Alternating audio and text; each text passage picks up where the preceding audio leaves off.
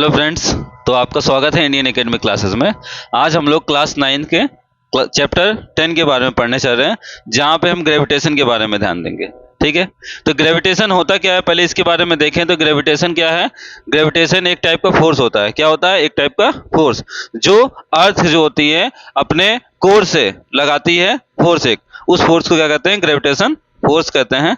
ठीक है, तो यहाँ पे हम देखते हैं ग्रेविटेशनल फोर्स की डिस्कवरी कैसे हुई थी और उसके बारे में फिर डिस्कस करेंगे। तो ग्रेविटी क्या है, ठीक है, उसके बारे में पढ़ेंगे। इसका डिस्कशन, डिस्कवरी कैसे हुई थी इसके बारे में हम डिस्कशन करेंगे।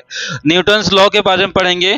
ग्रेविटेशन जो लॉ है उसको न्यूटन ने दिया था। ठीक है, तो इसकी जो डिस्कवरी है वो न्यूटन पापा के द्वारा की गई थी। किसके द्वारा की गई थी? न्यूटन के द्वारा। ठीक है, तो यहाँ पे हम इसकी डिस्कवरी में कुछ डिस्कस करते हैं। तो आप लोगों ने एक कहानी तो सुनी होगी कि न्यूटन जो है एक एप्पल के पेड़ के नीचे बैठे हुए थे और ऊपर से एक सेब गिरता है। ठीक है, और सेब गिरता है तो वो देखते हैं कि सेब ऊपर से नीचे की ओर ही क्यों गिरा, नीचे से ऊपर की ओर क्यों नहीं गया। ठीक है, तो यहीं से उन्होंने क्या किया, सोचना प्रारंभ किया और इन्होंने उसके बारे में पूरी तरह से छानबीन की, अच्छी खोज की और फिर हमें डिस्कवर करके अपने कुछ लॉस को दिए, जो कि कुछ इस प्रकार हम देखेंगे। तो यहाँ हम देखते हैं तो स्काई ड्राइव करते हुए जितने भी लोग होते हैं, जब भी ये स्काई ड्राइव करते हैं तो ये आसमान से नीचे की ओर कूदते हैं। ठीक है, तो ये नीचे की ओर ही चले आते हैं बहुत स्पीड से। ठीक है, तो नीचे आने का रीजन क्या है इनका? तो नीचे आते हैं, ये ऊपर से नीचे की ओर आ रहे हैं, तो नीचे जो है एक फोर्स लगता है। क्या लगता है? एक फोर्स होता है। ठीक है, जो नीचे की ओर लगता है। ठीक, तो उसी फोर्स के बिहेव पे ये लोग क्या होते हैं, नीचे की ओर आते हैं। ठीक है, यहाँ पे जो फोर्स लगता है उस फोर्स को कहते हैं ग्रेविटेशनल फोर्स, जिसको हम क्या करते हैं, स्मॉल जी से डिनोट करते हैं। तो ग्रेविटेशनल फोर्स जो है टू टाइप का होता है। ठीक है, एक ग्रेविटेशनल फोर्स जो होता है वो अर्थ पे होता है और सेकंड जो होता है वो पूरे यूनिवर्स पे होता है। ठीक है, तो जो अर्थ के लिए होता है उसको स्मॉल जी से डिनोट करते हैं, जो पूरे यूनिवर्स के लिए होता है आउट ऑफ अर्थ उसको कैपिटल जी से डिनोट करते हैं। ठीक है, देन आगे की ओर हम देखते हैं तो यहाँ पे हम डिस्कस करेंगे क्या चीजें दी गई हैं। Why are they racing toward the earth. ठीक, ये अर्थ की ओर, नीचे की ओर गिरते हुए क्यों चले आ रहे हैं? ठीक है, तो ऐसा क्यों, ये क्वेश्चन है हमारे लिए। देन इट्स ग्रेविटी, ये क्यों होता है? तो ये ग्रेविटी की वजह से होता है। ग्रेविटी की वजह से कोई इंसान ऊपर से छलांग लगाता है तो नीचे की ओर चला आता है। कोई बड़ी सी बिल्डिंग है, ठीक है, इस पे कोई खड़ा है और यहां से इसने जंप लगाया। ठीक है, क्या किया इसने? जंप लगाया, तो जंप लगाते ही क्या होगा, ये नीचे की ओर गिरता हुआ चला आएगा और यहाँ पे क्या होगा, ये मर जाएगा। ठीक है, जैसे ही ये पहुंचेगा यहाँ पे ये क्या होगा, डेड हो जाएगा। ठीक, तो ये ऊपर से नीचे की ओर क्यों आया, ऊपर क्यों नहीं गया? ठीक है, तो ऐसा इसलिए हुआ क्योंकि ग्रेविटेशनल फोर्स अर्थ जो है अपनी ओर क्या करती है, किसी भी ऑब्जेक्ट को अपनी ओर फोर्स लगा के खींचती है। कौन सा फोर्स लगा के? Attraction force. कौन सा फोर्स? Attraction force. ठीक है, इस अट्रैक्शन फोर्स का नाम क्या दिया न्यूटन ने? न्यूटन ने इसका नाम क्या दिया? ग्रेविटी दे दी। ठीक है, देन आगे हम लोग यहाँ पे डिस्कस करेंगे। तो हम लोग यहाँ पे देखते हैं कि हम लोग जैसे ही जंप करते हैं, क्या करते हैं, तो जंप करते हैं तो क्या होता है, अगेन जैसे ही हमने जंप किया वैसे अगेन हम अर्थ पे आ जाते हैं। ठीक है, अगर ग्रेविटी यहाँ पे ना होती तो हम जैसे जंप करते तो यहीं पे लटके हुए हो जाते, लटक जाते हैं। ठीक है, फिर और जंप करते तो वहां लटक जाते हैं, फिर और जंप करते तो लटक जाते हैं, नीचे की ओर ना आ पाते। ठीक है, मतलब है कि जैसे कि ये स्टेयर होता है ना, स्टेयर। ठीक, तो स्टेयर पे हम कदम कदम रखते हैं, ऊपर चढ़ जाते हैं। अगर ग्रेविटी ना होती तो हम क्या करते, अगर हमारा एक पैर ऊपर की ओर होता, ठीक है, जैसे हम इसके ऊपर पैर रखे तो दूसरा जो हमारा पैर है, ठीक है, वो ऊपर ही रह जाएगा। देन सेकंड वाला भी क्या होगा, अपने आप ऊपर आ जाएगा। ठीक, देन आगे हम जैसे बढ़ेंगे, ठीक है, तो ये क्या होगा, ऊपर होते हुए चले जाएंगे हम। ठीक है, नीचे नहीं जाएंगे। अगर पैर ऊपर करते हैं ऐसे, ठीक है। तो इसको जब ऐसे रखेंगे तो वो वहीं रहेगा, देन सेकंड अप और ऊपर हो जाएगा। दिस मीन्स कि ये नीचे की ओर फोर्स लगाएगा ही नहीं, हमारा जो पैर है वो नीचे की ओर जाएगा ही नहीं। क्यों? क्योंकि ग्रेविटेशनल फोर्स की वजह से ही वो नीचे की ओर जाता है। ठीक है, इस वजह से क्या होगा, हम बिना स्टेयर के भी स्टेयर की तरह चढ़ते हुए ऊपर की ओर चले जाएंगे। ठीक है, तो can you imagine skipping without gravity? तो आप लोग इमेजिन करेंगे कि ये जो स्किपिंग, ये जो एक गेम है स्किपिंग गेम, ठीक है, विदाउट ग्रेविटी, तो ये ग्रेविटी की वजह से नहीं हो पाएगी। ठीक है, क्यों? क्योंकि जैसे ही हम ऊपर की ओर जंप करेंगे वापस नीचे की ओर चले आएंगे। इमेजिन करो यहाँ पे कि हम क्या करते हैं, किसी बोतल को लेते हैं और ऊपर से ऐसे पीते हैं। ठीक है, तो क्या होगा, वो पानी आएगा? नहीं आएगा। ठीक है, ये पानी जो माउथ के अंदर तक जा रहा है, ये पानी जो माउथ के अंदर जा रहा है, ये अंदर तक जा नहीं पाएगा। क्यों नहीं जा पाएगा? क्योंकि ग्रेविटी की वजह से ये नीचे की ओर जा रहा है। अगर ग्रेविटी ही खत्म हो जाए तो पानी नीचे की ओर नहीं जाएगा। तो अगर आप लोग जानते हो तो स्पेस में जितने लोग जाते हैं, ठीक है, तो स्पेस में जाते हैं तो क्या होता है, जैसे कि हम लोग कुछ एग्जांपल यहाँ देख रहे हैं स्पेस में, जो स्पेस में जाते हैं तो क्या होता है, स्पेस में जाने वाले जो लोग होते हैं उनको क्या की जाती है, ट्रेनिंग दी जाती है जाने से पहले। ठीक है, तो उनको जो पानी होता है, जो खाना होता है, जो भी वो खाते हो पीते हैं, उनको क्या किया जाता है, एक पैकेट के द्वारा, ठीक है, या फिर पानी का जो होता है ऐसे गोली की तरह, बड़े बड़े बंडल की तरह बना के ऐसे खाते हैं। जैसे हम लोग लड्डू खाते हैं वैसे वो लोग पानी पीते हैं। ठीक है, तो पानी की गोलियां होती हैं, उसको ऐसे मुंह में डालते हैं और जैसे अंदर जाता है वो फूटता है और अंदर की ओर चला जाता है। ठीक है, ऐसे हम लोग पानी नहीं पी सकते क्योंकि ग्रेविटी वहां पे नहीं होती है, इस वजह से। ठीक है, तो अगर देखे होगे मूवी वगैरह में तो हवा में उड़ते रहते हैं ना, ऐसे हवा में उड़ते हुए, चाहे जहाँ इस रूम में देखोगे तो यहाँ से वहाँ, वहाँ से यहाँ, ऐसे हम लोग बिना ग्रेविटी के जा सकते हैं। मतलब हमें फिर किसकी ज़रूरत नहीं होगी, साइकिल की ज़रूरत नहीं होगी, ट्रेन की ज़रूरत नहीं होगी, हम लोग खुद ही उड़ उड़ के क्या कर सकते हैं, एक जगह से दूसरी जगह जा सकते हैं। ठीक है, अब इसका मतलब ये नहीं है कि बर्ड्स वगैरह फ्लाई करते हैं तो ग्रेविटी उनके ऊपर काम नहीं करती, ग्रेविटी उनके ऊपर भी वर्क करती है। ठीक है, बट वो अपना फोर्स लगा के ऊपर की ओर बढ़ते हैं। ठीक है, उनकी बॉडी और उनका बोन क्या होता है, हॉलो होता है, बहुत भारी नहीं होता, जिस वजह से क्या होता है, वो ऊपर की ओर उड़ते हैं। लेकिन अगर वो उड़ना बंद कर दे या पंख अपना हिलाना बंद कर दें तो क्या होगा, धड़ाम से नीचे आएंगे। अभी जैसे ये बच्चा आया था, गिर पड़ा था। ठीक है, सेम उसी तरह पक्षियां भी क्या होंगे, नीचे की ओर आके गिर जाएंगे। ठीक, समझ में आया? कोई डाउट नहीं? आगे की ओर देखते हैं, जहां डाउट हो तुरंत कमेंट कर सकते हैं। ठीक है, जहां भी डाउट होता है तुरंत कमेंट कर सकते हैं। ठीक है, कोई दिक्कत हो तुरंत बताओ। Even a simple task like drinking water would become difficult without gravity. एक सिंपल सा टास्क है, ग्रेविटी के बिना हम पानी नहीं पी सकते। ठीक है, अगर पानी पिएंगे तो क्या होगा, वो ऊपर ऐसे जैसे ही हम गिराएंगे तो यहाँ आसमान में या हवा में क्या होगा, वो पानी की बूंदें ऐसे उड़ती हुई दिखाई देंगी। ठीक है, जहाँ गिराओगे वहीं रुक जाएंगी। मतलब ऐसे बोतल उल्टा करेंगे तो पानी नीचे की ओर नहीं आएगा, बल्कि पानी वहीं रुका रहेगा, आएगा ही नहीं। फिर बोतल को उठाना पड़ेगा और पानी क्या होगा, बाहर की ओर आ जाएगा। ठीक है, तो यहाँ पे हम देखते हैं क्वेश्चन, बहुत ही ज्यादा क्यूरियस क्वेश्चन है, इसके लिए ध्यान दो। बहुत ही सैडनेस होकर के ये क्वेश्चन इसके दिमाग में आया है, हाउ वाज ग्रेविटी डिस्कवर्ड। ठीक है, अब सबसे बड़ी चीजें तो यहाँ पे आती हैं कि जब हम लोग इनके रूल्स को पढ़ते हैं, ठीक है, रूल्स को पढ़ते हैं तो रूल्स इतने डिफिकल्ट होते हैं, तब हमारे दिमाग में आता है कि इस जो हम पढ़ रहे हैं इस रूल को खोजा किसने। ठीक है, सबसे बड़ी प्रॉब्लम तो यही होती है, ये कहाँ से आ गया। जैसे मैथ वगैरह में पढ़ते हो, जब नहीं समझ में आता है तो कहते हैं ये थीटा बीटा कहाँ से आ गया फालतू में, किसने डिस्कवरी की इसकी, यही होता है ना। तो वैसे सेम यहाँ पे भी इसके पास भी एक क्वेश्चन आ रहा है बेचारे के पास कि इतनी कठिन चीजों को किसने डिस्कवर किया जो कि हमारे पल्ले ही नहीं पड़ती। तो आज हम लोग इमेजिन करेंगे और बहुत अच्छे से इस ग्रेविटी चैप्टर को क्या करेंगे, अच्छे से इमेजिन करेंगे। ठीक, और विजुअलाइजेशन के थ्रू इसकी स्टडी करेंगे। तो ध्यान देते हैं, तो इसी तरह हम भी गर्मियों में क्या करते हैं, अच्छे पेड़ के नीचे बहुत शांति वातावरण में क्या करते हैं, आराम करते हैं। ठीक, तो उसी तरह एक न्यूटन थे, ठीक है, तो बहुत फेमस साइंटिस्ट हैं। तो ये बहुत आराम से बैठे हुए थे बगीचे में और कुछ थिंक कर रहे थे। ठीक है, देखो बेचारे यहाँ पे अपनी बहुत सारी बुक्स वगैरह लेके, इंक पॉट वगैरह रखा हुआ है, सब लेके यहाँ बैठे हुए हैं। ठीक है, देख रहे हो ना, पोथी पतरा अपना लिए हुए बैठे हुए हैं। ठीक, अचानक क्या होता है, ऊपर से एक एप्पल आता है और गिर जाता है। ठीक, सर आइजैक न्यूटन।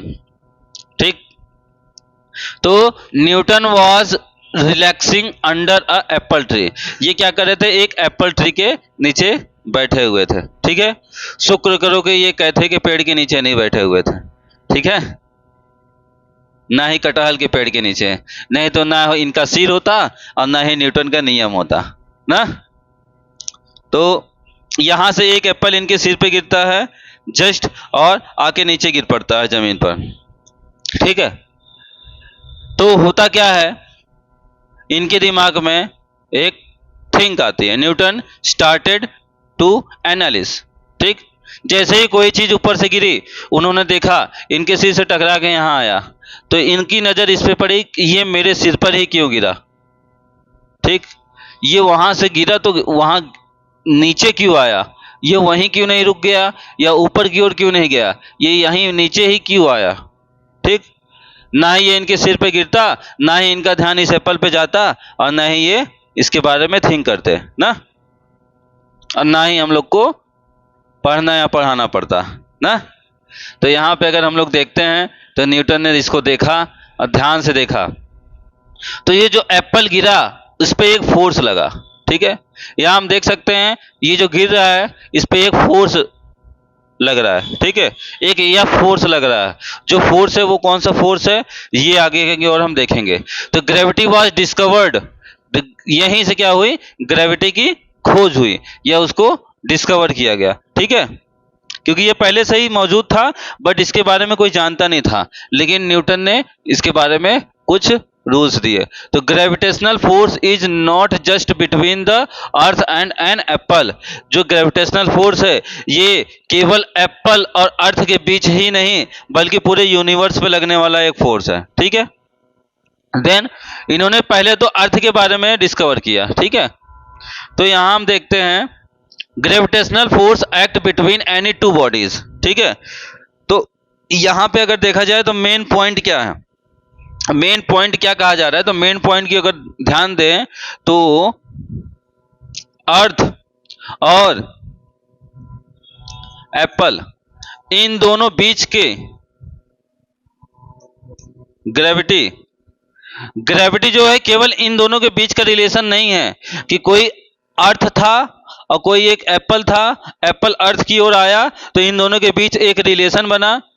ठीक है, और उस रिलेशन के थ्रू ग्रेविटी की खोज हो गई या इसकी डिस्कवरी हो गई। ठीक, बल्कि ये जो ग्रेविटी है ये एनी टू ऑब्जेक्ट, क्या, एनी टू ऑब्जेक्ट, कितना object, two object, any to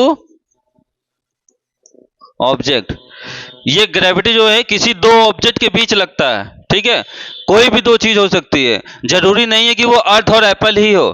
ठीक है, बल्कि वो अर्थ और मून भी हो सकता है। ठीक है, या अर्थ और अदर प्लेनेट भी हो सकते हैं। ठीक, तो ये किसी दो ऑब्जेक्ट के बीच में लगने वाला फोर्स होता है, ना कि अर्थ और एप्पल के बीच केवल। ठीक है, तो आगे की ओर हम देखते हैं, तो यहां हमने एक ऑब्जेक्ट लिया जो कि क्या है, ए है। ठीक, क्या है, ए। देन सेकेंड एक ऑब्जेक्ट लिया जो कि क्या है, बी है। अब हम देखते हैं ए और बी के बीच का जो फोर्स है। ठीक है, इसी फोर्स को हम क्या कह सकते हैं, ग्रेविटेशन फोर्स कह सकते हैं। बट ये दोनों कहां होना चाहिए, अट्रैक्ट होना चाहिए। ठीक है, किसकी ओर, एक दूसरे की ओर। फॉर एग्जाम्पल में हम यहां देखते हैं, so if there are two bodies A and B, there is a force of attraction between them. यहां देख रहे होंगे दोनों के बीच एक फोर्स अप्लाई हो रहा है, जो कि फोर्स कौन सा फोर्स है, अट्रैक्शन फोर्स है। ठीक है, तो ग्रेविटेशनल फोर्स कुछ नहीं है बल्कि क्या है, इस एप्पल और इस अर्थ के बीच का अट्रैक्शन फोर्स है। क्या है, अट्रैक्शन फोर्स। क्योंकि क्या होता है, एप्पल जो है वो नीचे की ओर गिरता है, तो नीचे की ओर गिरने में मदद कौन करता है? ये अर्थ। अर्थ उसको अपनी ओर खींचने की कोशिश करता है, तो ये अपनी ओर अट्रैक्ट कर रहा है, ये इसकी ओर जा रहा है, ठीक है। और यहीं से आया क्या? ग्रेविटेशनल फोर्स आया, ठीक। तो यहाँ जो अट्रैक्शन फोर्स हुआ उसी को हम ग्रेविटेशनल फोर्स कह सकते हैं, ठीक है। जैसे कि इस व्यक्ति को देखते हैं और इस कार को देखते हैं, तो ये कार और ये व्यक्ति, ठीक है, देखते हैं if a man is walking on road and a car is passing by. एक व्यक्ति ऐसे रास्ते से जा रहा है, ठीक है, और बगल से एक बहुत स्पीड से कार चली गई कोई, या कोई बाइक चली गई, ठीक है। तो होगा क्या? मैन क्या होता है? कार की ओर अट्रैक्ट होता है। आप लोग ने देखा होगा, अगर हम जा रहे हो सड़क से और हमारे किनारे से कोई बाइक या कोई कार या कोई ट्रक या कोई ट्रेन बहुत स्पीड से चली जाए, ठीक है, बगल से, तो क्या होगा? हम उसकी ओर क्या होते हैं? अट्रैक्ट होते हैं ना, वो अपनी ओर खींचती हुई चली जाती है। तो वहां पे भी एक फोर्स वर्क करता है, जो क्या करता है? उस ऑब्जेक्ट को अपनी ओर खींचने का काम करता है, ठीक। तो यहां हम देखते हैं, तो यहां पे भी अट्रैक्शन फोर्स लग रहा है, सेम एज किसी भी प्लेनेट के बारे में हमने अभी बताया था। जो प्लेनेट होता है, ठीक है, अदर प्लेनेट होते हैं, तो एक प्लेनेट का किसी दूसरे प्लेनेट, जैसे यहाँ पे अर्थ दिया गया है, ठीक है, और यहाँ पे कोई एक प्लेनेट दिया गया है, फॉर एग्जाम्पल में मरकरी ले लेते हैं, वीनस ले लेते हैं, कुछ भी ले लेते हैं, तो इन दोनों के बीच का जो फोर्स है, ठीक है, वो कौन सा फोर्स है? अट्रैक्शन फोर्स है, ठीक है।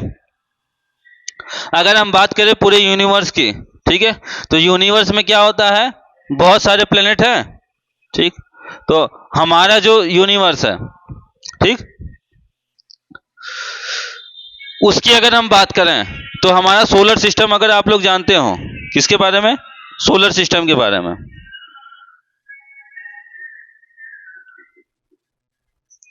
तो इस सोलर सिस्टम में क्या होते हैं? अलग अलग प्लेनेट हैं, ठीक है, एक सन होता है, और उस सन के चारों ओर क्या होते हैं? बहुत सारे प्लेनेट होते हैं, जो क्या करते हैं? एक फिक्स ऑर्बिट में क्या कर रहे हैं? उसी के चारों ओर घूम रहे हैं, ठीक है। और ऐसा कभी नहीं होता कि कोई एक प्लेनेट आके इसकी ओर टकराए और कोई ये उसकी ओर टकराए, ऐसा कुछ नहीं होता, ठीक है।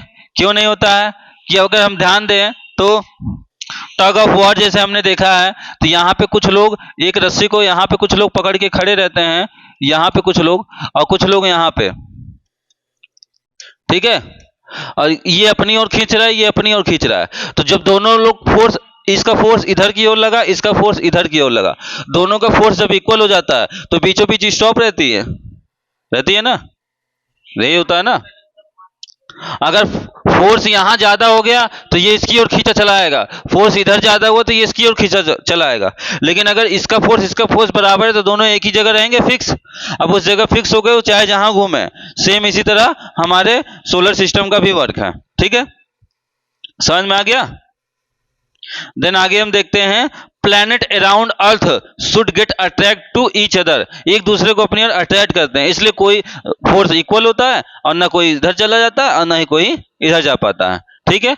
इसी तरह हर प्लैनेट का क्या होता है? अलग मून होता है। जैसे हमारा अर्थ का मून है, ठीक है, वैसे सैटर्न का है, ठीक, मरकरी का है, वीनस का है, हर एक प्लैनेट का क्या है? मून है, ठीक। अपने पास तो एक ही मून है अर्थ के पास, बाकियों के पास किसी के 5, किसी के 10, किसी के 100, किसी के 200, किसी के 250 ऐसे मून है, ठीक है।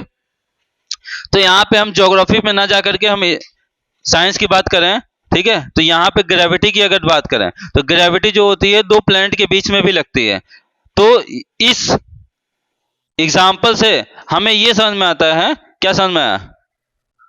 जो समझ में आया जल्दी से कमेंट करो, जल्दी से बताओ जल्दी क्या समझ में आया, क्या आया?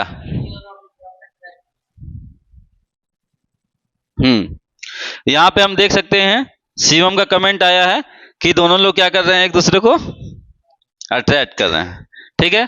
तो ये बिल्कुल सही है। यहां पे अगर हम देखें तो एनी टू ऑब्जेक्ट, क्या? एनी टू ऑब्जेक्ट, ठीक है, अट्रैक्ट ईच अदर। ये इसकी ओर अट्रैक्ट हो रहा है, ये इसकी ओर अट्रैक्ट हो रहा है, ठीक है। तो ये एक दूसरे की ओर अट्रैक्ट होते हैं इक्वल फोर्स के साथ। यही क्या है? हमारा ग्रेविटेशनल फोर्स है। मतलब ग्रेविटेशनल फोर्स हमारे किसी दो ऑब्जेक्ट के बीच का फोर्स फॉर एग्जाम्पल के लिए यहाँ पे देखते हैं, but we don't see this happening, लेकिन हम ये होते हुए देख नहीं सकते। तो आते हैं और इसको हम डीपली डिस्कस करते हैं कि ये होता क्या है। तो न्यूटन्स के ग्रेविटी के लॉज को देखते हैं। तो ग्रेविटी के इनकी जो है मेन तो 3 लॉ हैं, ठीक है। इन तीनों लॉ के बारे में हम देखें तो यहाँ पे सबसे पहले हमें क्या दिया गया है, every object in the universe attract every other object with a force. हर एक ऑब्जेक्ट एक दूसरे को किसी न किसी फोर्स के द्वारा अट्रैक्ट करता है, ठीक है। तो अगर हम देखें तो प्लैनेट जितने भी हैं वो अट्रैक्ट कर रहे हैं किसी न किसी को। उस प्लैनेट के ऊपर जो है, या फिर उस प्लैनेट के ऊपर जैसे कि अर्थ पे हम लोग हैं, कोई बड़ी बिल्डिंग है, कोई ट्रीज है, कोई कार है, कोई बस है, ये सब उसके ऊपर क्या हुआ है, समझ लो एक प्रकार से रखे हुए हैं, ठीक है। तो ये सब क्या हो रहे हैं, एक दूसरे को अट्रैक्शन फोर्स की तरह वर्क कर रहे हैं, which is directly proportional to product of their masses. ये डिपेंड करता है उसके मास पे। किस पे डिपेंड करता है, मास पे। अगर मास ज्यादा होगा, ठीक है, तो ग्रेविटी क्या होगी, ज्यादा होगी। डायरेक्टली प्रोपोर्शनल का ही मतलब ये होता है कि अगर डायरेक्टली प्रोपोर्शनल के लेफ्ट साइड कोई चीज अगर ज्यादा है तो राइट साइड भी ज्यादा होगी।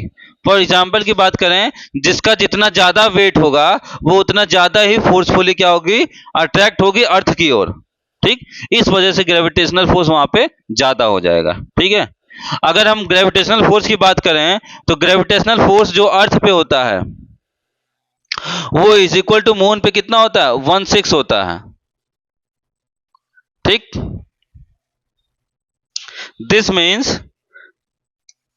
अर्थ का ग्रेविटेशनल फोर्स, अर्थ का ग्रेविटेशनल फोर्स का 1/6 मून के ग्रेविटेशनल फोर्स के इक्वल होता है, समझे। फिर से देखो, जो ग्रेविटेशनल फोर्स है अर्थ का, अर्थ का होता है 1/6 is equal to moon. For example की अगर बात करें, अगर हमारा मास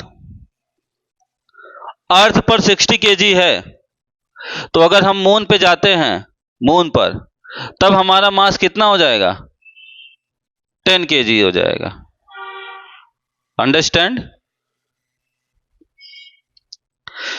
अर्थ पे जो हमारा मास होता है, अर्थ के मास का 1/6 मून पर होता है, ठीक है। अगर हम 60 केजी के अर्थ पर हैं, हम मून पे जाकर के अपने वेट को देखते हैं तो वहां पे क्या होता है, हमारा वेट 10 केजी हो जाता है। ऐसा क्यों, इसका रीजन क्या है, तो इसका रीजन ये है कि मून पे ग्रेविटेशनल फोर्स जो है वो नहीं है, और है भी तो बहुत ही कम है, ठीक है। तो ये जो ग्रेविटेशनल फोर्स है ये बहुत वीक होने की वजह से यहाँ पे क्या होता है, हमारा वेट कम हो जाता है। यहां पे हम लोग डिस्कस कर रहे हैं mass is directly proportional to force ना, ये ना। तो डायरेक्टली प्रोपोर्शनल का मतलब जितना ज्यादा हमारा मास होगा मोर, उतना ही ज्यादा हमारा फोर्स भी क्या होगा, मोर, समझे। जिस वजह से 50 ग्राम की चीज हम आसानी से ऐसे उठा लेते हैं, वही 50 किलो की होती है तो ऐसे उठाने में हमें काफी मेहनत लगती है। ऐसा इसलिए है क्योंकि उसका मास ज्यादा है, 50 केजी है या 1 क्विंटल है, ठीक।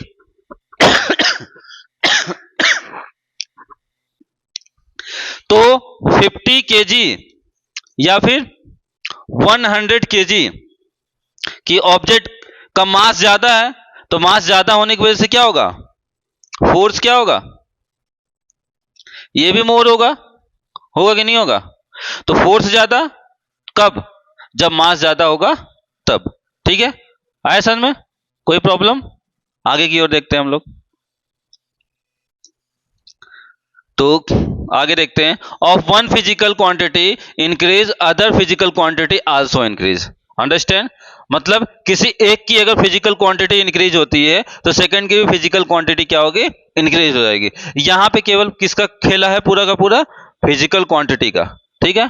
आगे की ओर देखते हैं, and inversely proportional to the square of distance between their centre. क्या, बिटवीन दियर डिस्टेंस भी कह सकते हो या बिटवीन दियर सेंटर्स कह सकते हो।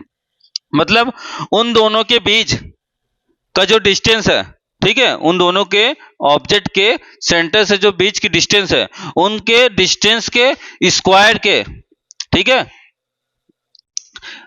इनवर्सली प्रोपोर्शनल होता है। ठीक, तो आगे की ओर हम देखते हैं यहाँ पे, और इसको हम समझते हैं, if one physical quantity increase other physical quantity decrease. ठीक है, अगर एक फिजिकल क्वांटिटी इंक्रीज होगी तो सेकंड क्या होगी, डिक्रीज हो जाती है। ऐसा कैसे होता है, तो वो देखते हैं। अगर हम देखते हैं फॉर एग्जांपल के लिए कि F is equal to, F is directly proportional to किसके,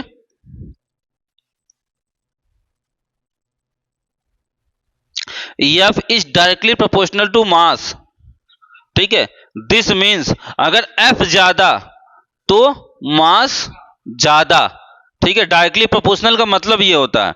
इस डायरेक्टली प्रोपोर्शनल का मतलब समझो, डायरेक्टली मतलब ये इंक्रीज तो ये इंक्रीज, बट अगर हम देखें force is inversely proportional to distance between them. ठीक है, इनवर्सली का मतलब क्या होता है, अपॉन होता है। ठीक, डायरेक्टली का मतलब ये, अगर फोर्स ज्यादा तो डिस्टेंस बीच की क्या होगी, कम। यहां पे यही चीज लिखा हुआ है, देखो यहां पे, distance between them. If quantity increase other physical quantity decrease, अगर एक की क्वांटिटी इंक्रीज तो सेकंड की क्या होगी, डिक्रीज होगी। अगर इसकी डिक्रीज होती है तो इसकी क्या होगी, इंक्रीज होगी। ठीक, जस्ट अपोजिट, इनवर्सली। समझ में आया? तो directly proportional and inversely proportional, इन दोनों का मीनिंग समझो। ठीक है, इनवर्सली का मतलब कोई एक चीज बढ़ती है तो सेकंड चीज घटती है। अगर सेकंड चीज घट रही है फर्स्ट चीज अगर बढ़ रही है तो सेकंड क्या होगी, घटेगी। अगर फर्स्ट को घटाया जाए तो सेकंड क्या होगी, बढ़ेगी। लेकिन डायरेक्टली प्रोपोर्शनल में क्या होता है, एक बढ़ेगा तो सेकंड आल्सो इंक्रीज। ठीक है, एक बढ़ता है तो सेकंड आल्सो बढ़ेगा। ठीक है, तो यहां तक क्लियर है, कोई doubt? One type of sound. तो यहां देखते हैं हम लोग, एक एग्जाम्पल के थ्रू समझते हैं। जैसे कि ये एक ऑब्जेक्ट हो गया या कोई एक प्लेनेट हो गया। ठीक है, इसका सेंटर, ठीक, देन इसका सेंटर क्या हुआ,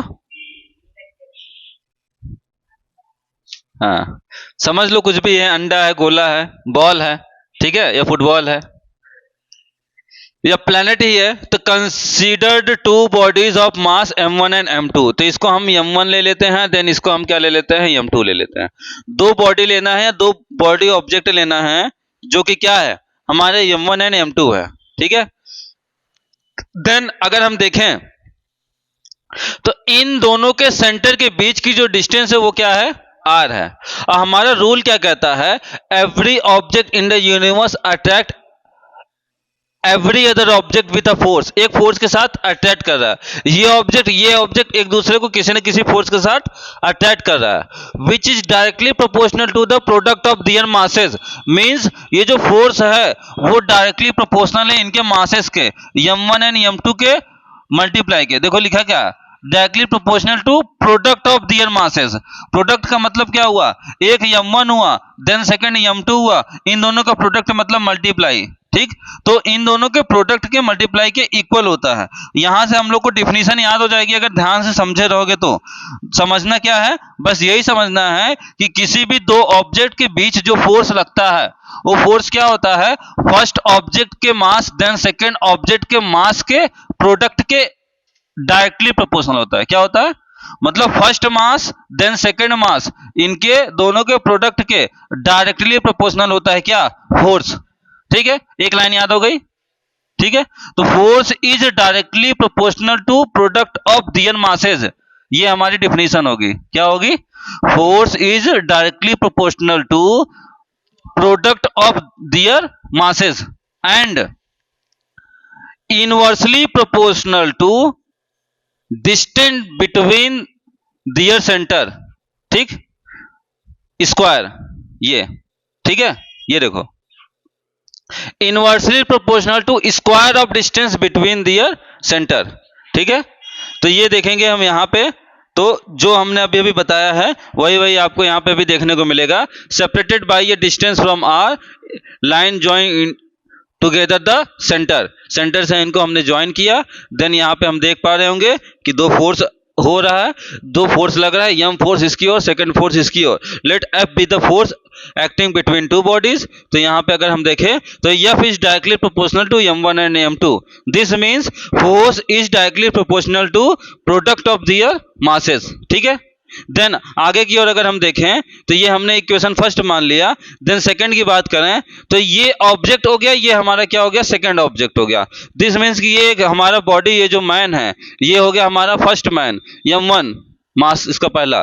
देन ये हमारा जो अर्थ है, क्या है ये अर्थ है, ये सेकंड मास हो गया इसका। तो इन दोनों के बीच का जो डिस्टेंस है, ठीक है, ठीक, बीच की जो डिस्टेंस है उसका इनवर्सली प्रोपोर्शनल हम यहां पे देखेंगे। तो mass of the earth is huge, so person get attract to be अर्थ।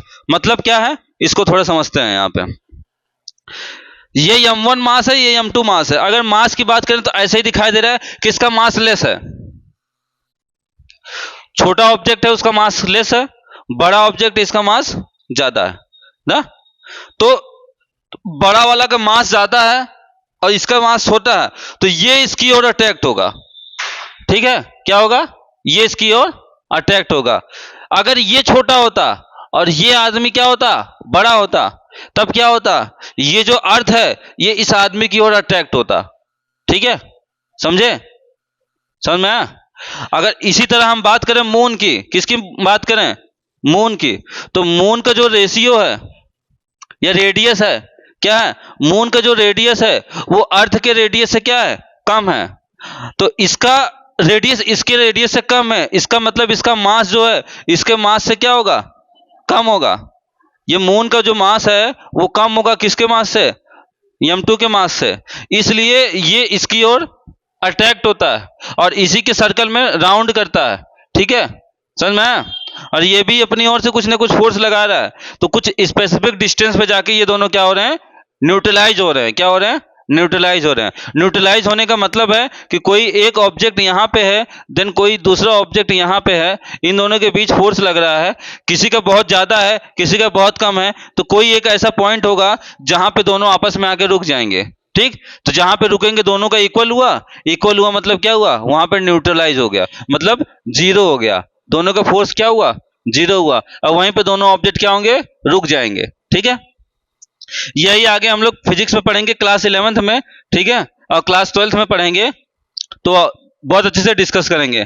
तो ये देखते हैं हम, ये इसकी ओर अट्रैक्ट हो जाता है। ठीक है, तो mass of the earth is huge, मतलब बहुत ज्यादा है, so person get attract to the earth, इसलिए क्या होता है, वो पर्सन अर्थ की ओर अट्रैक्ट होता है। अगर इसका मास कम होता तो ये अट्रैक्ट ना होता, सॉरी, मास इसका अगर ज्यादा होता, m1 का मास ज्यादा होता, तो ये अर्थ की ओर अट्रैक्ट ना होता। अगर हम एग्जांपल देखें तो हम देखते हैं किसको, सन को। तो सन का मास क्या है, अर्थ के मास से बहुत ज्यादा है, इस वजह से सन क्या है, अर्थ की ओर अट्रैक्ट नहीं होता। ठीक है,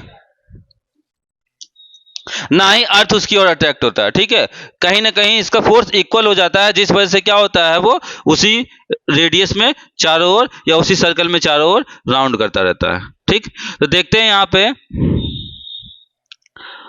अगर अर्थ और कार की बात करें, कंपैरिजन करते हैं, थोड़ा चेंज करते हैं। ठीक है, चेंजिंग में क्या करेंगे, हम इसको चेंज करेंगे, ये हमारा क्या हो गया, बॉय हो गया, और ये हो गया हमारा कार। इसको हम चेंज करते हैं, बॉय को अलग करते हैं और कार को अलग करते हैं, और इन दोनों के अट्रैक्शन फोर्स को देखते हैं। तो यहां पे क्या होगा, तो in comparing to the earth the mass of the car is negligible, means कि अगर हम अर्थ की बात करें तो कहां हमने अर्थ को देखा और कहां हमने एक कार को देखा, इसका मास कितना है, इसका मास कितना है, तो इसके मास के हिसाब से इसका मास क्या है, नथिंग है, नथिंग है ना, क्योंकि इसका रेडियस बहुत ज्यादा है। इसकी तरह कई सारी गाड़ियां, कई करोड़ों अरबों गाड़ियां इस पे आ जाएंगी, तब भी इसके बराबर नहीं हो पाएंगी, नहीं ना, क्योंकि बहुत सारे वर्ल्ड में बहुत सारी जगह है, बहुत सारे देश हैं, और हर देश में बहुत सारी गाड़ियां चल रही है, फिर भी क्या है, पूरे अर्थ को कवर नहीं कर पाए। तो एक कार, तो इसके कंपैरिजन में क्या है,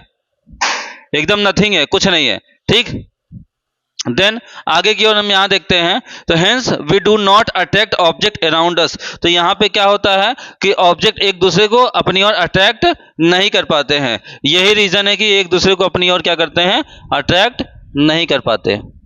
लगातार क्लास नहीं ली जाती। चलो यहाँ ध्यान देते हैं। जो भी डाउट हो आप लोग कमेंट कर सकते हैं, तुरंत कमेंट करिए, तुरंत जवाब मिलेगा, नाम भी बताया जाएगा।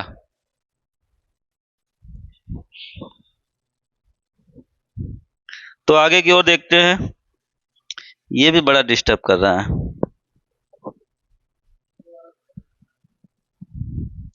चलो यहाँ देखते हैं, हम लोग थोड़ा ध्यान देते हैं। तो hence we do not attract object around us. तो हम लोग को समझ में आ गया होगा कि हम लोग के आसपास की कोई चीजें जो होती है एक दूसरे को अट्रैक्ट क्यों नहीं करती, क्योंकि स्टार्टिंग में सर ने ये बताया था कि कोई दो ऑब्जेक्ट है, कोई भी दो ऑब्जेक्ट है, वो अपने आप को एक दूसरे को अट्रैक्ट करते हैं। ठीक, तो मेरा दोस्त बगल में है, मैं बगल में हूँ, दोनों लोग आपस में चिपक क्यों नहीं जाते ना, या वो मुझको अपनी ओर अट्रैक्ट क्यों नहीं कर लेता, या मैं उसकी ओर अट्रैक्ट क्यों नहीं हो जाता। तो यहाँ क्या है, मास पे डिपेंड करता है। अट्रैक्शन फोर्स किस पे डिपेंड करता है, मास पर डिपेंड करता है। ठीक है, जिसका मास ज्यादा होगा, ज्यादा का मतलब इतना ज्यादा कि कुछ कहा नहीं जा सकता, ठीक है, और किसी का मास बहुत कम हो, तो ज्यादा मास वाली ऑब्जेक्ट क्या करती है, कम मास वाले ऑब्जेक्ट को अपनी ओर अट्रैक्ट करती है। यहां से कहने का मतलब ये आता है, या इसका सेंस ये निकल के आता है। देन आगे की ओर अगर देखें, do not attract object around अस, इस वजह से ही क्या होता है, हम लोग अपने चारों ओर की जो अपने चारों ओर जो होता है ऑब्जेक्ट, उसको अट्रैक्ट नहीं कर पाते हैं। मतलब ये मेरे सामने कैमरा है या बोर्ड है, तो बोर्ड मेरी ओर आके नहीं चिपक जाएगा, ये कैमरा मेरी ओर आके नहीं चिपक जाएगा, ठीक है, क्योंकि हमारे और इसके मास के मुकाबले ये क्या है, निग्लेजिबल है। ठीक है, आगे की ओर हम देखते हैं, तो यहां ध्यान देते हैं, तो F is inversely proportional to distance between them. ठीक है, तो यहाँ पे देखेंगे एक ऑब्जेक्ट ए है, दूसरा ऑब्जेक्ट क्या है, बी है, इन दोनों के बीच की डिस्टेंस क्या है, if distance is less force is more. तो यहाँ पे कहने का मतलब ये है, अगर डिस्टेंस कम होगी तो फोर्स मोर लगेगा, इनवर्सली प्रोपोर्शनल है। ठीक, अगर डिस्टेंस ज्यादा है तो फोर्स क्या लगेगा, कम लगेगा।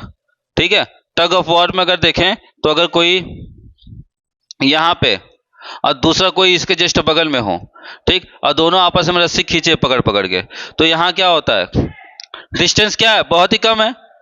जब पास होता है तो खींचने में बहुत आसानी होती है, फोर्स बहुत ज्यादा लगा लोगे।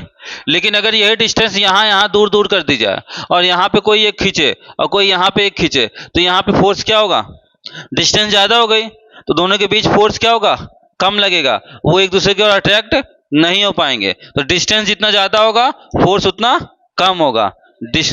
ठीक है, वो डिस्टेंस पर निर्भर करता है, कोई ऑब्जेक्ट का डिस्टेंस जितना दूर है, फोर्स उतना दूर लगेगा। ठीक है, अब अगर कोई दूर बहुत चीज है, उसको पकड़ के ऐसे खींचने की कोशिश करो तो तुम्हारे पास नहीं आएगी। ठीक है, लेकिन अगर कोई पास कोई चीज होगी तो उसको तुम आसानी से पकड़ सकते हो। ठीक है, तो उस पर फोर्स लगा सकते हो। ठीक, समझ में आया?